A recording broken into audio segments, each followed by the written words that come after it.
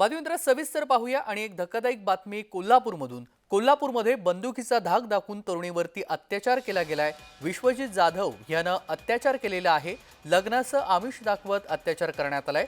Shahupuri police ठाण्यामध्ये गुन्हा दाखल झालेला आहे। कोल्हापूरमधून ही धक्कादायक बातमी आपण पाहतोय। विश्वजित जाधव यानं तरुणीवर अत्याचार केलेला आहे।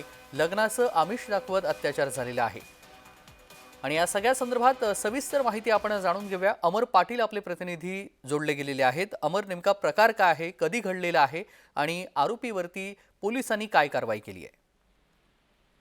तेजस गेल्या काही वर्षापासून हा विश्वजित जाधव या तरुणीवर अत्याचार करत होता।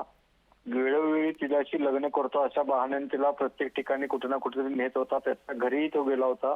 आता पोलिसांनी त्याच्यावर गुन्हा दाखल केल्यापासून तो गायब आहे। त्याचा फोनही बंद आहे। पोलीस पूर्ण क्षमतेने त्याची चौकशी करत आहेत, कारण हा एक कोल्हापूरमध्ये एक कमिटी होती, त्या मार्फत हा अध्यक्ष होता की त्या कमिटीमध्ये शेअर मार्केटमध्ये गुंतवलेले पैशाचे तो सर्वांच्यावर अन्याय दूर करण्यासाठी प्रयत्न करतो अशी एक प्रतिमा त्यांनी तयार केली होती आपली।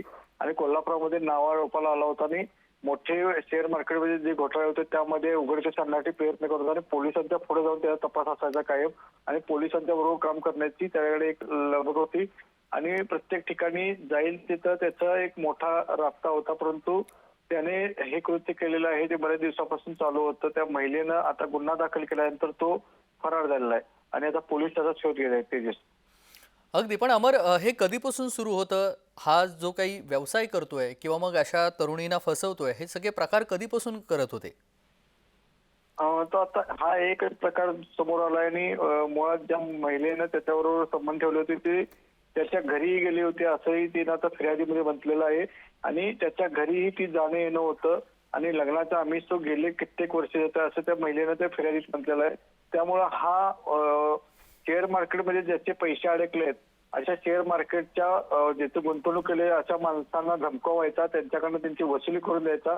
त्यामुळे कोल्हापूरमध्ये एस ट्रेडर्स नावाची एक कंपनी होती, त्यामध्ये तो एस ट्रेडर्स विरोधी कृती समिती म्हणून एक समिती स्थापन केली होती। त्याचा तो म्हणजे तोडबोली अध्यक्ष होता, त्यामुळे सगळी त्याला ओळखत होती आणि त्याने हे कृत्य केल्यापासून तो आता कोल्हापूरातून फरार आहे। तेजस, अगदी धन्यवाद अमर, आपण दिलेल्या सविस्तर माहितीसाठी। बातमी संदर्भातले अपडेट आपल्याकडून जाणून घेऊ।